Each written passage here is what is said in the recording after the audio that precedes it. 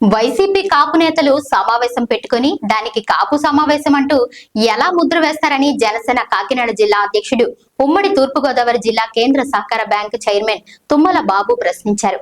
ఓ పార్టీకి కులాన్ని ఆపాదించడం రాజకీయం కాదు అన్నారు. మంగళవారం కాకినాడలో పార్టీ నాయకులు కడలి ఈశ్వరి తదితరులతో ఆయన మీడియా సమావేశం నిర్వహించారు. వంకలేని అమ్మ డొంక పట్టుకుని ఏడ్చింది అన్న చందాన వైసీపీ నేతలు ఉనికిని చాటుకునేందుకు కులాన్ని తెరపైకి తెస్తున్నారని విమర్శించారు. ప్రజలు ఇప్పటికే బుద్ధి చెప్పారు, అయినా మార్పు లేదు. మరోసారి ప్రజలు మరింత గట్టిగా బుద్ధి చెప్తారని నాయకులు హెచ్చరించారు. ముందుగా పిలిచిన వెంటనే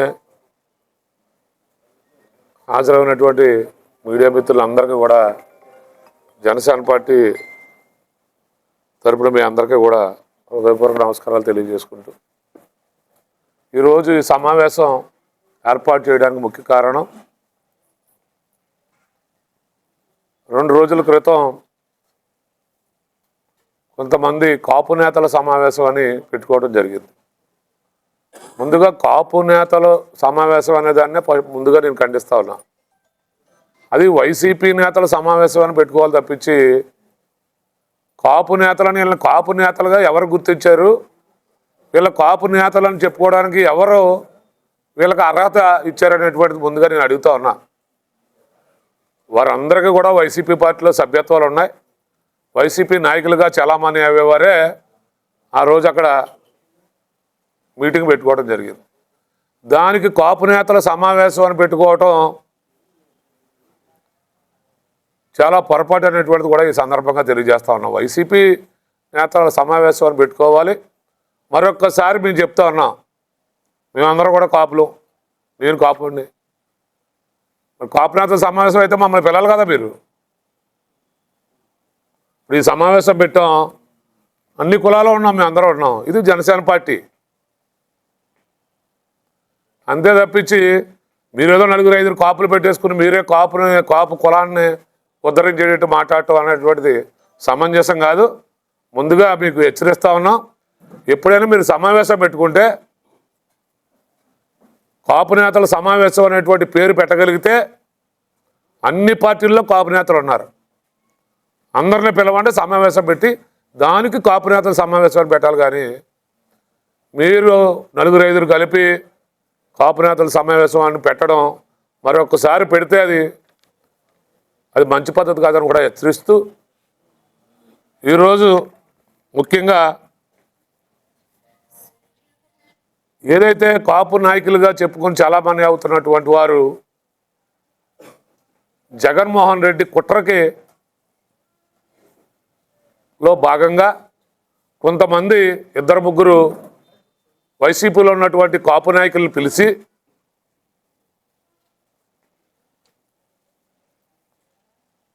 వాళ్ళ కాపు నాయకులు కాదు, కాపు అని చెప్పుకుంటున్నటువంటి వైసీపీలో ఉన్నటువంటి వారిని పిలిచి కాపులందరూ కూడా పవన్ కళ్యాణ్ గారి వైపు ఎక్కువగా మొన్న ఎలక్షన్లో 180% ఉన్నారు. ఇప్పుడు 100% కాపులు పవన్ కళ్యాణ్ గారి వైపు చూస్తూ ఉన్నారు. మీరు ఎట్టి పరిస్థితుల్లో కాపుల్లో విభేదాలు సృష్టించాలి అని 2-3 నాయకులకి మరి ఏం ఆచి చూపారో తెలీదు. మనం అధికారంలోకి వస్తూ ఉన్నాం, నీకు ఏదో పెద్ద పదవి కట్టబెడతా ఉన్నారో లేకపోతే ఏమని చెప్పారో తెలీదు.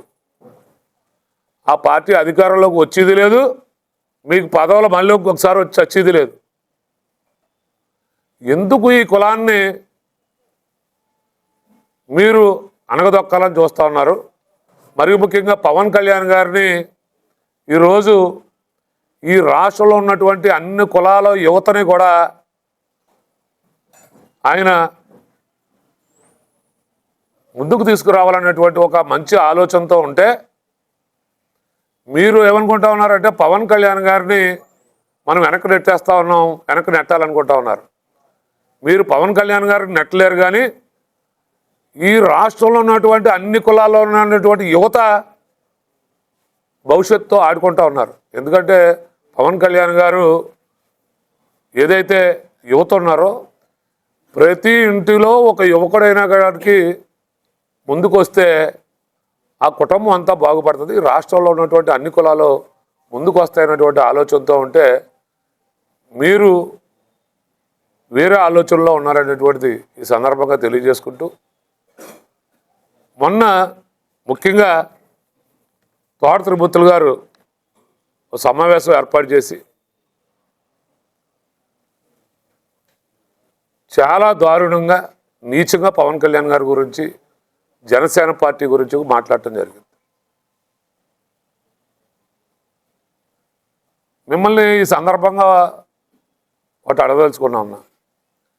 అధికార పార్టీలో ఉన్నారు, అధికారంలో ఉన్నప్పుడు ఇటువంటి సమావేశాలు ఏర్పాటు చేసి, మీరు మొన్న పెట్టుకున్నారు కదా కాపురేతల సమావేశం అని, అటువంటి సమావేశాలు ఏర్పాటు చేసి మరి ఆనాడు మరి ఎప్పటి నుంచో కాపుల రిజర్వేషన్ గురించి చూసేటప్పుడు ఆ రోజు మీ జగన్మోహన్ రెడ్డిని ఎందుకు ఈ రిజర్వేషన్ గురించి మీరు అందరూ అడగలేకపోయారు? అది ఈరోజు మేము కాపులు అని గొంతు చించుకుంటున్నారు కదా. మీరు ఆ రోజు రిజర్వేషన్ సాధించి ఈరోజు మీరు సమావేశం ఏర్పాటు చేస్తే మీకు కనీసం 2-3 యువకులు మేము వెంట వచ్చేవారు.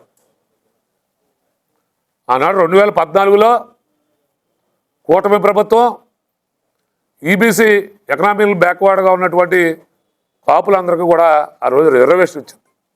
మీరు వచ్చిన తర్వాత రిజర్వేషన్ కాదు కదా, కార్పొరేషన్ పెట్టి ఒక్క యువకుడినైనా విదేశానికి పంపడానికి మీరు ఏమన్నా కాపు కార్పొరేషన్కి ఏమైనా డబ్బులు కేటాయించారా?